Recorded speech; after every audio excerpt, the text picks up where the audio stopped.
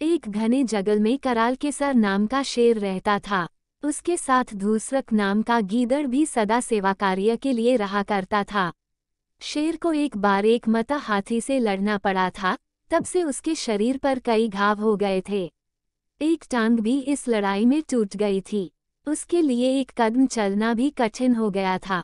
जंगल में पशुओं का शिकार करना उसकी शक्ति से बाहर था। शिकार के बिना पेट नहीं भरता था। शेर और गीदड़ दोनों भूख से व्याकुल थे। एक दिन शेर ने गीदड़ से कहा, तू किसी शिकार की खोज करके यहाँ ले आ, मैं पास में आए पशु की मार डालूंगा, फिर हम दोनों भर पेट खाना खाएंगे। गीदड़ शिकार की खोज में पास के गांव में गया। वहां उसने तालाब के किनारे लंबकर्ण नाम के गधे को हरी हरी घास की कोमल कुंपले खाते देखा। उसके पास जाकर बोला, मामा नमस्कार, बड़े दिनों बाद दिखाई दिए हो, इतने दुबले कैसे हो गए?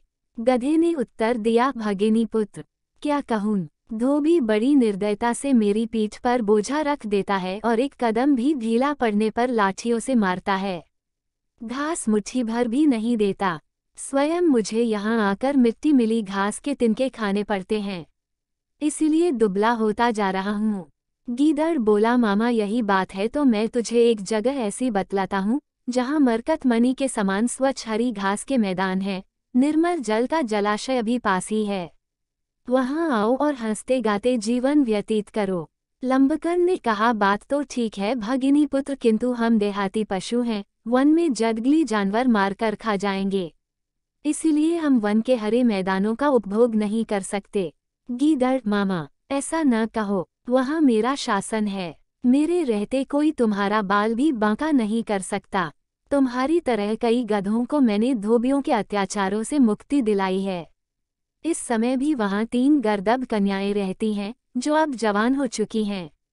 उन्होंने आते हुए मुझे कहा था कि तुम हमारी सच्ची माँ हो तो गांव में जाकर हमारे लिए किसी गर्दभक्ति को लाओ, इसलिए तो मैं तुम्हारे पास आया हूँ। गीदड़ की बात सुनकर लंबकर्ण ने गीदड़ के साथ चलने का निश्चय कर लिया।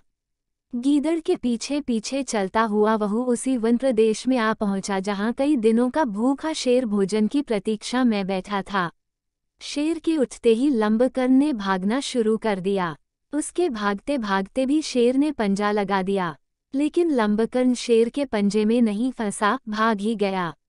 तब गीदड़ ने शेर से कहा, तुम्हारा पंजा बिल्कुल बेकार हो गया है, गधा भी उसके फंदे से बच भागता है, क्या इसी बल पर तुम हाथी से लड़ते हो? शेर ने जरा लज्जित होते हुए उत्तर दिया, अभी मैंने अपना पंजा तैयार भी नहीं किया था। वह अचानक ही भाग गया, अन्यथा हाथी भी इस पंजे की मार से घायल हुए बिना भाग नहीं सकता। गीदड़ बोला, अच्छा तो अब एक बार और यत्न करके उसे तुम्हारे पास लाता हूँ, ये प्रहार खाली न जाए। शेर, जो गधा मुझे अपनी आंखों देखकर भागा है, वह अब कैसे आएगा? किसी और पर घात लगाओ। गीदड़, इन बातों में तुम दखल मत दो, तुम तो केवल तैयार होकर बैठ रहो। गीदड़ ने देखा कि गधा उसी स्थान पर फिर घास चर रहा है। गीदड़ को देखकर गधे ने कहा, भागेनी सुत, तू भी मुझे खूब अच्छी जगह ले गया, एक क्षण और हो जाता तो जीवन से हाथ धोना पड़ता।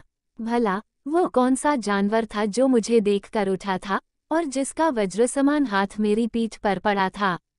तब हंसते हुए गीदड़ ने कहा, मामा तुम भी विचित्र हो, गर्द भी तुम्हें देखकर आलिंगन करने उठी और तुम वहां से भाग आए। उसने तो तुमसे प्रेम करने को हाथ उठाया था, वह तुम्हारे बिना जीवित नहीं रहेगी, भूखी प्यासी मर जाएगी। वह कहती है, यदि लंबकर्ण मेरा पति नहीं होगा तो मैं आग में कूद पड़ूंगी, इसलिए अब उसे अधिक मत सताओ, अन्यथा स्त्री हत्या का पाप तुम्हारे सिर लगेगा। चलो मेरे साथ चलो। गीदड़ की बात सुनकर गधा उसके साथ फिर जंगल की ओर चल दिया। वहां पहुंचते ही शेर उस पर टूट पड़ा। उसे मारकर शेर तालाब में स्नान करने गया। गीदड़ रखवाली करता रहा। शेर को जरा देर हो गई। भूख से व्याकुल गीदड़ ने गधे के कान और दिल के हिस्से काटकर खा लिए। शेर जब भजन पूजन से वापस आया तो उसने देखा कि गधे के कान नहीं थे और दिल भी निकला हुआ था। क्रोधित होकर उसने गीदड़ से कहा, पापी, तूने इसके कान और दिल खाकर इसे जूठा क्यों किया? गीदड़ बोला, स्वामी ऐसा न कहो, इसके कान और दिल थे ही नहीं, तभी तो यह एक बार जाकर भी वापस आ गया था। शेर को गीदड़ की बात पर विश्वास हो गया। दोनों ने बांटकर गधे का भोजन किया।